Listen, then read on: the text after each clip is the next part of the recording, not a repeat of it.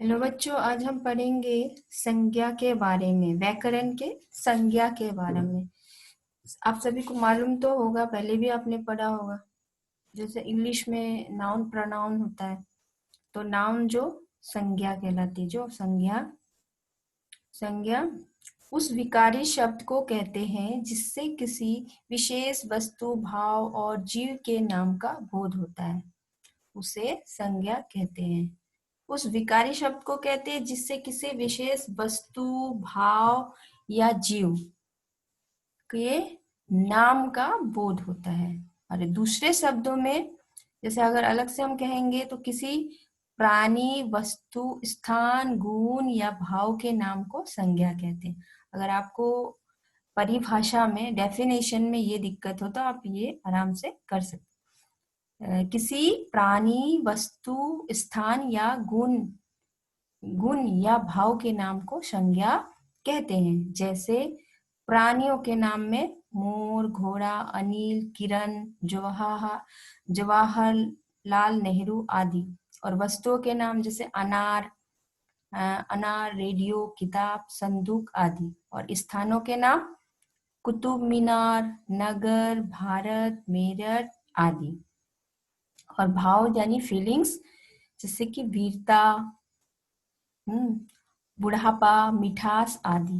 तो यहाँ जो वस्तु शब्द का प्रयोग व्यापक अर्थ में हुआ है, ठीक है, जो केवल प्राणी और पदार्थ का वाचक नहीं, वरन उनके धर्मों का भी सूचक है।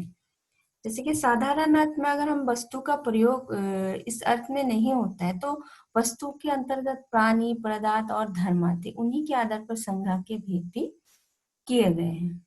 तो आप सिंपली आप इतना सा ध्यान दीजिए कि किसी प्राणी, वस्तु, स्थान, गुण या भाव के नाम को संज्ञा कहते हैं। प्राणियों में जैसे कि मोर, घोड़ा, यानी जैसे मोर जो एक पक्षी है, घोड़ा एक जानवर है, अनिल किसी का नाम है, किरण जो ये किरण या लड़की का नाम है, जवाहरलाल नेहरू जो आदमी का नाम है। और वस्तु में जैसे अनार एक फल है, रेडियो एक मालूम है सुनने वाला है, और किताब आप पढ़ते हैं, संदूक यानी बॉक्स है। और स्थान यानी जगह का नाम, जैसे कुतुब मीनार या कोई टाउन या भारत, भारत हमारा देश, मेरठ, ये सब आदि। और बीट भावो यानी जो फीलिंग्स, क्या होता है, बुरा, वीरता, जो क्या होता है, ब्रेव, बहादुरी, बुढ़ापा यानी ओल्ड एज, मिठास यानी स्वीटनेस। तो ये सब, ये हम संज्ञा के रूप में, उसके नाम के रूप में हम पहचानते हैं, ठीक है। तो इतना सा आप ध्यान रखिएगा। अब आ जाते हम संज्ञा के भेद। संज्ञा के कितने भेद है? 5 भेद होते हैं। जैसे व्यक्तिवाचक यानी प्रॉपर नाउन, जातिवाचक यानी कॉमन नाउन, भाववाचक यानी एब्स्ट्रैक्ट नाउन, समूहवाचक यानी कलेक्टिव नाउन, द्रव्यवाचक यानी मटेरियल नाउन। तो संज्ञा के कितने भेद है? 5। व्यक्तिवाचक, जातिवाचक, भाववाचक, समूहवाचक, द्रव्यवाचक, ठीक है, आपको याद रखने हैं। तो पहला है व्यक्तिवाचक। व्यक्तिवाचक संज्ञा यानी जिस शब्द से किसी विशेष व्यक्ति, वस्तु या स्थान के नाम का बोध हो, उसे व्यक्तिवाचक संज्ञा कहते हैं। माने किसी विशेष, माने खास आदमी या जगह, विशेष जगह, माने फेमस जगह, अभी माने फेमस पर्सनैलिटी, आदमी का अगर आपको पता चलता है तो वो व्यक्तिवाचक संज्ञा है। जैसे कि व्यक्ति के नाम में, जैसे कि व्यक्ति के नाम में जैसे कि रवीना, है ना, रवीना जो फिल्म एक्ट्रेस है, सोनिया गांधी मालूम है, फॉर्मर जो प्राइम मिनिस्टर थी, श्याम जो हम लोग ईश्वर को बोलते हैं, हरि, भगवान, सुरेश श्रीमाली, और सचिन तेंदुलकर आदि, ये लोग फेमस पर्सनैलिटी है, ये लोग जाने माने लोग हैं। वस्तु का नाम जैसे कार, टाटा चाय सब फेमस है। कुरान यानी फेमस बुक है जो मुस्लिम का है, हम धार्मिक ग्रंथ, गीता जो हिंदुओं का है, रामायण जो हिंदुओं का है, ये सब। और फेमस जगह क्या है, जैसे कि ताजमहल, कुतुब मीनार, जयपुर आदि। और जैसे कि फेमस दिशाओं के नाम जो उत्तर, पश्चिम, दक्षिण, पूर्व। और फेमस देश जैसे भारत, जापान, अमेरिका, पाकिस्तान, वर्मा। और राष्ट्रीय जातियों के नाम जैसे भारतीय, रूसी, अमेरिकी, है ना। समुद्र के नाम काला सागर, भूमध्य सागर, हिंद महासागर, प्रशांत महासागर, ये सब कॉन्टिनेंट है जो। और नदियों के नाम गंगा, ब्रह्मपुत्र, वोल्गा, कृष्णा, कावेरी, सिंधु। और पर्वतों के नाम हिमालय, विंध्याचल, अलकनंदा, कराकोरम। तो ये व्यक्तिवाचक संज्ञा के अंतर्गत आते हैं। ठीक है, तो ये आप विशेष ध्यान दीजिएगा कि ये दिमाग में रखे। इसका सरल सा इसका परिभाषा यानी डेफिनेशन है कि कोई भी विशेष व्यक्ति, वस्तु या स्थान यानी जगह का नाम का आपको पता चले तो वो व्यक्तिवाचक संज्ञा है। जैसे कि व्यक्ति में फेमस पर्सनैलिटी सोनिया गांधी, महात्मा गांधी, हाँ, ये आ जाएंगे। और वस्तु में जैसे कि दिया है टाटा चाय, या फिर कुरान, गीता, रामायण, बाइबल बोल सकते हैं।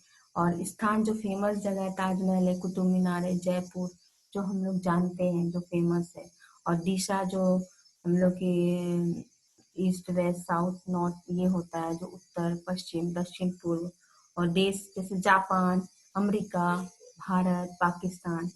और राष्ट्रीय जाति जो नेशनल लैंग्वेजेस भारतीय, रूसी, अमेरिका, ये सब। फेमस समुद्र के नाम, नदियों के नाम, पर्वतों के नाम, जो भी हम लोग जानते हैं जो फेमस है, तो वो व्यक्तिवाचक संज्ञा के अंतर्गत आता है। ठीक है, नेक्स्ट चलते हैं जातिवाचक। जिस शब्द से एक जाति के सभी प्राणियों अथवा वस्तुओं का बोध हो उसे जातिवाचक संज्ञा कहते हैं। अब देखो, व्यक्तिवाचक हमने जान लिया। अब जातिवाचक माने जिससे किसी का एक माने जिससे कि एक जाति के सभी प्राणी का बोध कराता, माने एक ही कैटेगरी के अंतर्गत वो लोग आता है, तो वो जातिवाचक संज्ञा के अंतर्गत आता है। जैसे कि अब बोलेंगे, जैसे कि बच्चा, बच्चा सारे बच्चे एक कैटेगरी में, जानवर जानवर एक कैटेगरी में, नदी एक कैटेगरी में, अध्यापक मानी टीचर, बाजार, गली, पहाड़, खिड़की, स्कूटर, ये सब। जैसे फूल बोल दो, फूल फूल आ जाता है, फल आ जाता है ना। तो वो एक ही कैटेगरी में आता है। लड़की आ गया, लड़का आ गया, तो ये लोग जातिवाचक संज्ञा के अंतर्गत है। जैसे यहाँ में दिया ही है आपका लड़का, पशु, पक्षी, वस्तु, नदी, मनुष्य, पहाड़ आदि, है ना। तो जिससे हमें जैसे कि एक तो जातिवाचक संख्या के अंतर्गत क्या कि जिससे एक ही जाति के समस्त प्राणियों का हमें बोध हो, वो जातिवाचक संज्ञा के अंतर्गत आता है। ये आपको ध्यान में रखना होगा।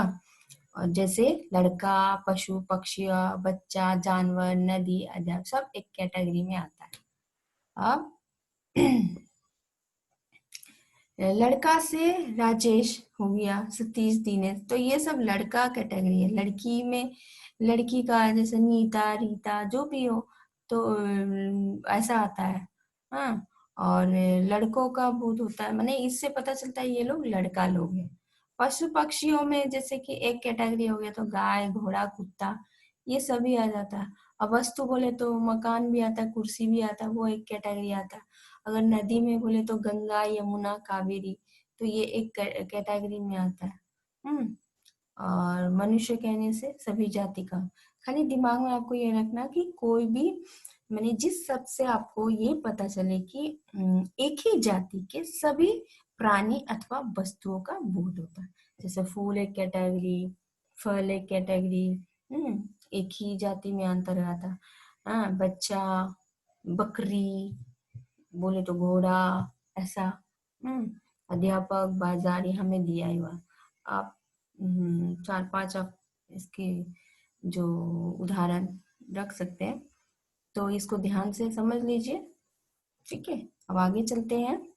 भाववाचक, भाववाचक जिससे कि हमें हमारे फीलिंग का मतलब इससे उसका माने कि वो एक फील निकलता पता चलता है।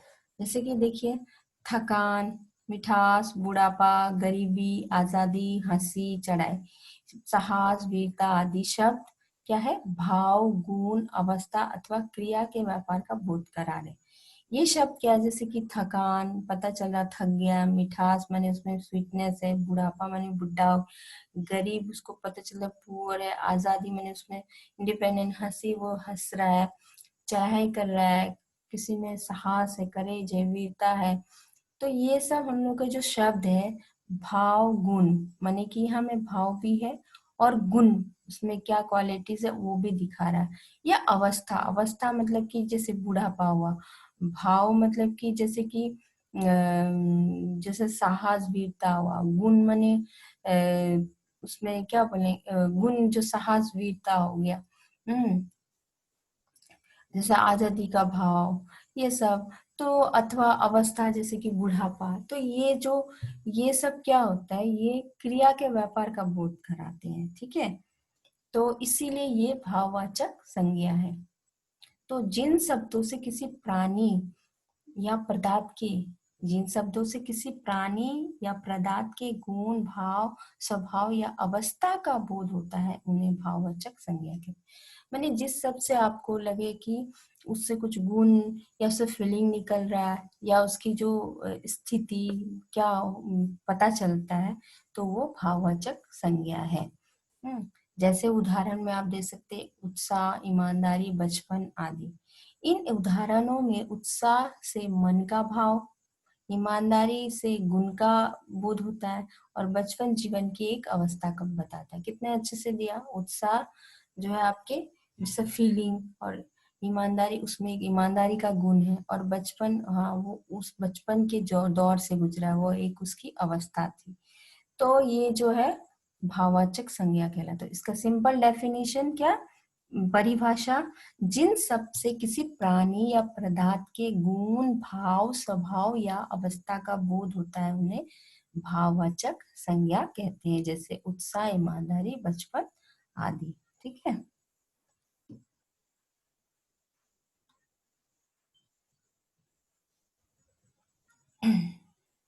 तो यहाँ में कुछ नियम है जातिवाचक संज्ञा से भाववाचक संज्ञा बनाना। जैसे जातिवाचक में स्त्री है, इससे भाववाचक बन गया स्त्रीत्व, भाई से भाईचारा, मनुष्य से मनुष्यता। तो फीलिंग आता है ना, तो ये भाववाचक आ गया। स्त्रीत्व माने नारी में वो स्त्रीत्व है, भाई से भाईचारा का फीलिंग है, मनुष्य मनुष्यता है उसमें, पुरुष से पुरुषत्व या पौरुष है, शास्त्र से शास्त्रीयता, जाति से जातीयता, पशु से पशुता, पशु है तो पशुता उसमें जैसा है, बच्चा है तो बचपन, धनुज है तो धनुषता, नारी है तो नारीत्व, पात्र से पात्रता, बूढ़ा बूढ़ा से बुढ़ापा, लड़का से लड़कपन, मित्र से मित्रता, दास से दासत्व, पंडित से पंडिताई, अध्यापक से अध्यापन, सेवक से सेवा। तो विशेषण से भाववाचक संज्ञा बनाना, कुछ विशेषण शब्दों से भी भाववाचक बनते हैं। जैसे लघु विशेषण है लघुता, वीर वीरता या वीरत्व, एक से एकता एकत्व, चालाक से चालाकी, खट्टा से खटाई, गरीब से गरीबी, गंवार से गंवारपन, पागल से पागलपन, बूढ़ा से बुढ़ापा, मोटा से मोटापा, नवाब से नवाबी, दीन से दीनता, दैन्य बड़ा से बड़ाई, सुंदर सौंदर्य सुंदरता, भला से भलाई, बुरा से बुराई, ढीठ ढिठाई, और चौड़ा से चौड़ाई। अब क्रिया शब्दों से भाववाचक भी बनता है। जैसे ये क्रिया है खोजना, तो खोज, सीना से, सीना माने जो सिलाते हैं सिलाई, जीतना जीत गया जीत जीत, रोना से रुलाई, लड़ना से लड़ाई, पढ़ना से पढ़ाई, चलना से चाल, पीटना से पिटाई, देखना से दिखावा दिखावट, समझा समझना से समझ, सींचना से सिंचाई, पढ़ना से पढ़ाव, पहनना पहनावा, चमकना चमक, लूटना लूट, जोड़ना जोड़, घटना घटाव, नाच नाचना नाच। तो कितने सारे से आपको विशेषण, क्रिया, क्रिया से, विशेषण से, जातिवाचक से भाववाचक संज्ञा बनाना भी आप आराम से सकेंगे। अब संज्ञा से विशेषण बनाना, जैसे अंत से अंतिम, अर्थ आर्थिक, अवश्य आवश्यक, अंश आंशिक, अभिमान अभिमानी, अनुभव अनुभवी, इच्छा ऐच्छिक, इतिहास ऐतिहासिक, ईश्वर ईश्वरीय, उपज उपजाऊ, उन्नति उन्नत, कृपा कृपालु, काम कामीन कामुक, काल कालीन, कुल कुलीन, केंद्र केंद्रीय, क्रम क्रमिक, कागज कागजी। तो इस तरह से ये संज्ञा का पाठ हो जाता है। आप इसको अच्छे से समझिए, समझ के ही तब आप व्याकरण को समझ सकेंगे।